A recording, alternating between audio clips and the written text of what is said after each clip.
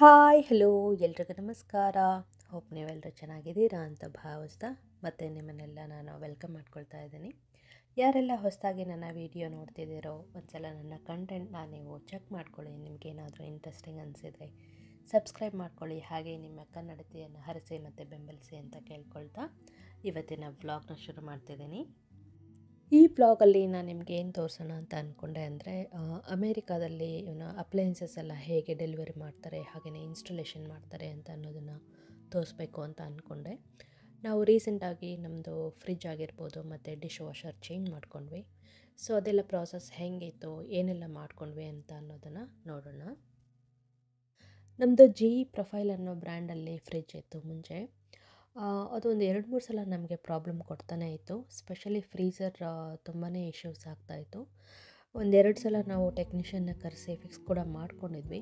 ಅದಾದಮೇಲೆ ಬಲ್ಕಾಗಿ ನಾವು ಒಂದು ಹೋಲ್ಸೇಲ್ ಸ್ಟೋರಲ್ಲಿ ತುಂಬಾ ಥಿಂಗ್ಸ್ ತಂದು ಫ್ರೀಝರಲ್ಲಿ ಇಟ್ಟಿದ್ವಿ. 1-2 ಸಲ ನಮಗೆ ತುಂಬಾ ವೇಸ್ಟ್ ಆಗಿಬಿಡ್ತು ಫುಡ್ಡು. ಆಗ ಅನ್ನಿಸ್ತು ನಾವು ಚೇಂಜ್ ಮಾಡಲೇಬೇಕು ಈ ಸಲ ಅಂತ ಹೇಳಿಬಿಟ್ಟು.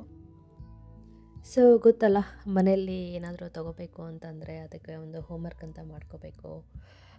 ಹಸ್ಬೆಂಡ್ ಆ್ಯಂಡ್ ವೈಫ್ ಇಬ್ಬರದ್ದು ಇನ್ವಾಲ್ವ್ಮೆಂಟ್ ಇದ್ದೇ ಇರುತ್ತೆ. ಸೊ ಹಾಗಾಗಿ ನಾನು ಮತ್ತು ನನ್ನ ಹಸ್ಬೆಂಡು ಸಪ್ರೇಟಾಗಿ ನೋಡ್ತಾನೇ ಇದ್ವಿ. ಟೈಮ್ ಸಿಕ್ಕಾಗೆಲ್ಲ ಯಾವುದೋ ಬ್ರ್ಯಾಂಡ್ ಚೆನ್ನಾಗಿದೆ ರಿವ್ಯೂಸ್ ಎಲ್ಲ ನೋಡ್ತಾ ಇದ್ವಿ. ಬಿಕಾಸ್ ಫ್ರಿಜ್ ಮತ್ತು ಡಿಶ್ ವಾಷರ್ ಎರಡನ್ನೂ ನೋಡಬೇಕಿತ್ತಲ್ಲ, ಹಾಗಾಗಿ ಸ್ವಲ್ಪ ಜಾಸ್ತಿನೇ ಟೈಮ್ ತೊಗೊಂಡ್ವಿ ನಾವು. ಓಕೆ, ಫೈನಲಾಗಿ ನಾವು 1-2 ಬ್ರ್ಯಾಂಡ್ ಆಪ್ಷನ್ಸ್ ಇಟ್ಕೊಂಡ್ಬಿಟ್ಟು ಸಿಲ್ವರ್ ಕಲರ್ ತೊಗೊಳ್ಳೋಣ ಈ ಸಲ ಅಂತ ಹೇಳಿಬಿಟ್ಟು ತರಿಸಿದ್ವಿ. ಸೊ ನೋಡೋಣ ಮುಂದೆ ಏನೆಲ್ಲ ಆಯಿತು ಅಂತ ಹೇಳ್ತೀನಿ ನಿಮಗೆ.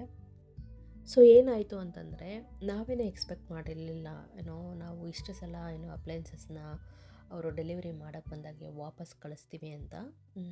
ಯಾಕೆ ಅಂತಂದರೆ ಮನೆಗೇನೋ ತೊಗೊಂಬಂದರು ಡಿಶ್ ವಾಷರ್ ಮತ್ತು ಫ್ರಿಜ್ಜು. ನಾವೇನು ಅಂದ್ಕೊಂಡ್ವಿ, ಒಳಗಡೆ ತರಿಸೋಕ್ಕಿಂತ ಮುಂಚೆನೇ ಮನೆ ಮುಂದ್ಗಡೆಯೇ ಸ್ವಲ್ಪ ನೋಡ್ಕೊಳ್ಳೋಣ ಹೇಗೆಲ್ಲ ಇದೆ ಅಂತ. ಇನ್ ಕೇಸ್ ಏನಾದರೂ ಇಶ್ಯೂಸ್ ಇದ್ದರೆ ವಾಪಸ್ ಕಳ್ಸೋಕ್ಕೆ ಈಸಿ ಆಗುತ್ತೆ ಅಂತ. ಸೊ ಇದನ್ನು ನೋಡ್ತಾ ಇದ್ದೀವಿ. ಅಲ್ಲಲ್ಲೇ ತುಂಬಾ ಸ್ಕ್ರ್ಯಾಚಸ್ ಇತ್ತು. ಮೋಸ್ಟ್ಲಿ ವೀಡಿಯೋದಲ್ಲಿ ಅಷ್ಟೇ ಕ್ಲಿಯರಾಗಿ ಕಾಣಿಸ್ತಾ ಇಲ್ಲ. ಬಟ್ ನಾವು ಡೆಲಿವರಿ ಮಾಡೋಕ್ಕೆ ಬಂದಿದ್ರಲ್ಲ ಆ ಸ್ಟಾಫ್ ಕೂಡ ತೋರಿಸ್ತಾ ಇದ್ವಿ. ಅವರು ಕೂಡ ಒಟ್ಟಿಗೆ ಪಿಕ್ಚರ್ಸ್ ತೊಗೊಂಡ್ರು ಮತ್ತು ಕಸ್ಟಮರ್ ಕೇರ್ಗೆ ಕಾಲ್ ಮಾಡಿ ರಿಟರ್ನ್ ಮಾಡ್ತಾ ಇದ್ದಾರೆ ಇವರು, ಮತ್ತು ಬೇರೆದು ಹೊಸ ಪ್ರಾಡಕ್ಟ್ನ ನಾವು ಡೆಲಿವರಿ ಮಾಡಬೇಕಾಗುತ್ತೆ ಅಂತೆಲ್ಲ ಹೇಳಿದರು. ಸೊ ಈ ಪ್ರಾಸೆಸ್ ಎಲ್ಲ ಈಸಿ ಇತ್ತು. ಬಟ್ ಏನು ಅಂದರೆ 1 or 2 ಟೈಮ್ಸ್ ಆಗುತ್ತೆ ಚೆನ್ನಾಗಿರೋದು ಕಳಿಸ್ತಾರೆ ಅಂತ ಅಂದ್ಕೊಳ್ತಾ ಇದ್ವಿ.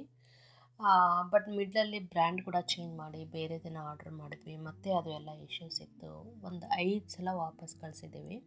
ಅದಾದಮೇಲೆ ಕೊನೆಗೆ ಇವಾಗ ಬಂದಿದೆ ಮನೆಯಲ್ಲಿ ಫ್ರಿಜ್ಜು. ನಾನು ಅದು ನಿಮಗೆ ಮುಂದಿನ ಬ್ಲಾಗಲ್ಲಿ ತೋರಿಸ್ತೀನಿ. ಸೊ ಈ ಒಂದು ಹೋಲ್ ಪ್ರಾಸೆಸ್ ನಮಗೆ ತುಂಬಾ ಡಿಫ್ರೆಂಟ್ ಆಗಿತ್ತು ಎಕ್ಸ್ಪೀರಿಯೆನ್ಸ್, ಹಾಗೆಯೇ ಒಳ್ಳೆಯ ಎಕ್ಸ್ಪೀರಿಯೆನ್ಸ್ ಆಗಿತ್ತು. ಸೊ ಅದನ್ನು ನಾನು ನಿಮ್ಮ ಜೊತೆ ಶೇರ್ ಮಾಡ್ಕೊಳ್ಳೋಣ ಅಂತ ಅಂದ್ಕೊಳ್ತಾ ಇದ್ದೀನಿ.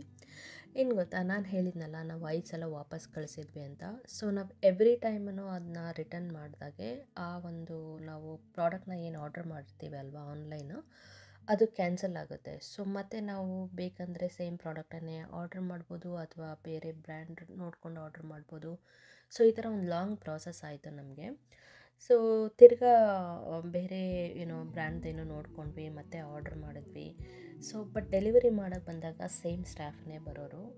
ನಾವು ಅಂದ್ಕೊಳ್ತಾ ಇದ್ವಿ ಮೋಸ್ಟ್ಲಿ ಅವ್ರಿಗೆ ಇರಿಟೇಟ್ ಮಾಡ್ಕೋತಾರೇನೋ, ಎವ್ರಿ ಟೈಮ್ ನಾವು ವಾಪಸ್ ಕಳಿಸ್ತಾ ಇದ್ದೀವಿ ಅಂತ ಅಂದ್ಕೊಳ್ತಾ ಇದ್ವಿ. ಸೊ ಆ ಥರ ಏನು ಎಕ್ಸ್ಪೀರಿಯೆನ್ಸ್ ಆಗಲಿಲ್ಲ ನಮಗೆ. ಸ್ಟಾಫ್ ಎಲ್ಲ ತುಂಬ ಪೇಷನ್ಸ್ ಇಟ್ಕೊಂಡು ನಮ್ಮ ಜೊತೆಗೇ ಎಲ್ಲ ನೋಡ್ತಾಯಿದ್ರು.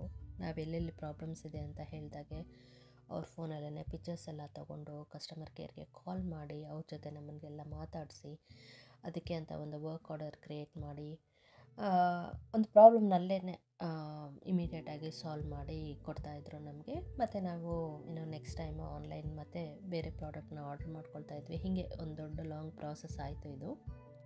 ಸೊ ಫ್ರಿಜ್ದು ಇಷ್ಟೆಲ್ಲ ಕತೆ ಆಯಿತು. ಡಿಶ್ ವಾಷರ್ದು ಮಾತ್ರ ಒಂದು ಸಲ ಅಷ್ಟೇ ವಾಪಸ್ ಕಳಿಸಿದ್ವಿ, ಬಿಕಾಸ್ ಅದು ತುಂಬಾ ಸ್ಕ್ರ್ಯಾಚಸ್ ಎಲ್ಲ ಇತ್ತು. ಸೆಕೆಂಡ್ ಟೈಮ್ ತೊಗೊಂಡು ಬಂದರು, ಚೆನ್ನಾಗೇ ಇತ್ತು. ಸೊ ಹಾಗಾಗಿ ಇನ್ಸ್ಟಾಲೇಷನ್ ಮಾಡಿಸ್ಕೊಳ್ಳೋಣ ಅಂತ ಹೇಳಿಬಿಟ್ಟು ಮಾಡ್ತಾ ಇದ್ದಾರೆ. ಇವಾಗ ನೋಡ್ತಾ ಇರ್ಬೋದು ನೀವು. ಇದು ಎಲ್ಲ ನಾವು ಮಾಡ್ಕೊಳಕ್ಕಾಗಲ್ಲ ಅಲ್ವಾ, ಡಿಶ್ ವಾಷರ್ ಐಡಿಯಾನೇ ಇರಲ್ಲ. ಸೊ ಹಾಗಾಗಿ ನಾವು ಆ ಸ್ಟಾಫ್ ಹತ್ರನೇ ಮಾಡಿಸ್ಕೊಳ್ತಾ ಇದ್ದೀವಿ. ಇದಕ್ಕೆ ಎಕ್ಸ್ಟ್ರಾ ಚಾರ್ಜ್ ಅಂತಲೇ ಮಾಡ್ತಾರೆ ಅವರು.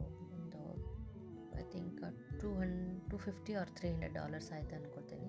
ಸೊ ಯೂಶ್ವಲ್ ಆಗಿ ನಾವು ಇಲ್ಲಿ ಯು ಎಸ್ ಅಲ್ಲಿ ಫರ್ನಿಚರ್ಸ್ ಆ ಥರದ್ದೆಲ್ಲ ತೊಗೊಳ್ತೀವಲ್ವ, ನೀಟಾಗಿ ಇನ್ಸ್ಟ್ರಕ್ಷನ್ ಮ್ಯಾನ್ಯುವಲ್ ಇರುತ್ತೆ, ಅದನ್ನು ನೋಡ್ಕೊಂಡೇ ನಾವೇ ಮಾಡ್ಕೊಳ್ತೀವಿ. ಬಟ್ ನಮಗೆ ಈ ಡಿಶ್ ವಾಷರ್ದೊಂದು ಗೊತ್ತಾಗಲಿಲ್ಲ, ಸೊ ಹಾಗಾಗಿ ಅಸೆಂಬಲ್ ಮಾಡಿಸ್ಕೊಳ್ತಾ ಇದ್ವಿ ಸ್ಟಾಫ್ ಕಡೆಯಿಂದಾನೆ. ನನ್ನ ಹಸ್ಬೆಂಡ್ಗೆ ಏನಾದರೂ ಟೈಮ್ ಇದ್ದರೆ ಯೂಟ್ಯೂಬೆಲ್ಲ ನೋಡಿ ಟ್ರೈ ಮಾಡಿರೋರೇನೋ, ಬಟ್ ಅದೆಲ್ಲ ರಿಸ್ಕ್ ಬೇಡ ಅಂತ ಹೇಳಿಬಿಟ್ಟು ಇವ್ರ ಹತ್ರನೇ ಮಾಡಿಸ್ಕೊಳ್ತಾ ಇದ್ದೀವಿ. ಇದು ಹಳೆ ಡಿಶ್ ವಾಷರ್ ತೆಗಿತಾ ಇದ್ದಾರೆ ಅವರು. ತೆಗೆದ್ಮೇಲೆ ನಾವು ಸ್ವಲ್ಪ ಕೆಳಗಡೆ ಎಲ್ಲ ಕಸ ಇರುತ್ತಲ್ವ, ಅದನ್ನೆಲ್ಲ ನೀಟಾಗಿ ಕ್ಲೀನ್ ಮಾಡಿ ಕೊಟ್ವಿ ಅವ್ರಿಗೆ. ಅದಾದಮೇಲೆ ಹೊಸದನ್ನು ಅವರು ಅಸೆಂಬಲ್ ಮಾಡಿದರು. ಅವರು ಅಪ್ರಾಕ್ಸಿಮೇಟ್ಲಿ ಒಂದು 30 to 40 ಮಿನಿಟ್ಸಲ್ಲಿ ಮುಗಿಸ್ಬಿಟ್ರು ಕೆಲಸನ.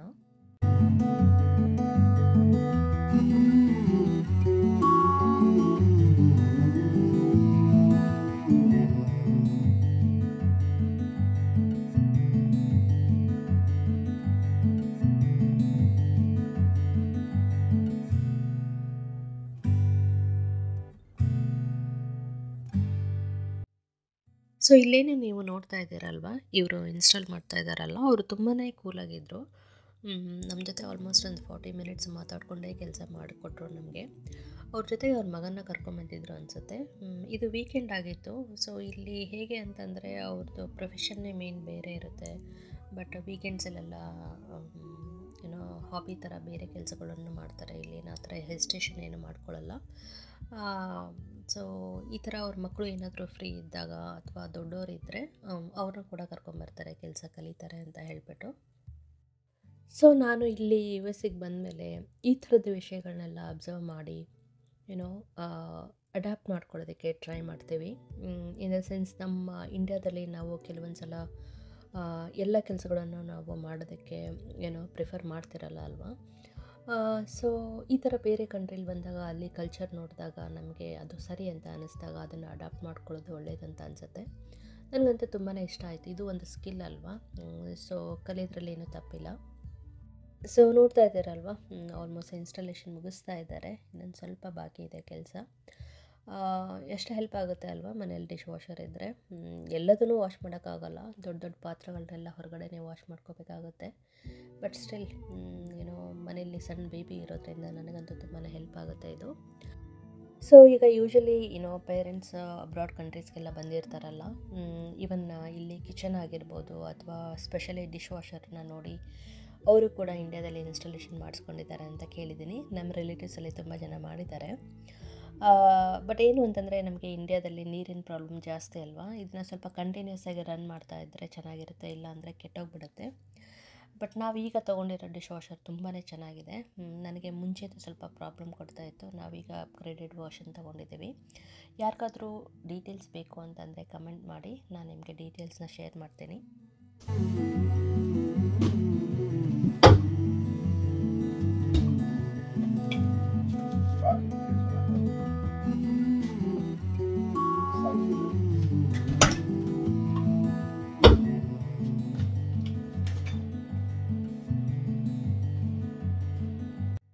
ಸೊ ನೋಡಿದ್ರಿ ಅಲ್ವಾ, ಅಮೇರಿಕಾದಲ್ಲಿ ಅಪ್ಲೈನ್ಸಸ್ನ ಹೇಗೆ ಡೆಲಿವರಿ ಮಾಡ್ತಾರೆ, ಹಾಗೆಯೇ ಇನ್ಸ್ಟಾಲೇಷನ್ ಹೇಗೆ ಮಾಡಿಕೊಡ್ತಾರೆ ಅಂತ.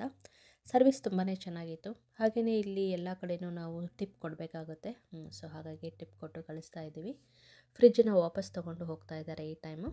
ಬೇರೆ ಟೈಮಲ್ಲಿ ತಂದು ಕೊಟ್ಟರು. ಅದನ್ನು ನಾನು ನಿಮಗೆ ಮುಂದಿನ ಬ್ಲಾಗಲ್ಲಿ ತೋರಿಸ್ತೀನಿ. ನಾನು ಮತ್ತೆ ನಿಮಗೆ ಮುಂದಿನ ವೀಡಿಯೋದಲ್ಲಿ ಸಿಗ್ತೀನಿ. ಅಲ್ಲಿವರೆಗೂ ಟೇಕ್ ಕೇರ್, ಬಾಯ್.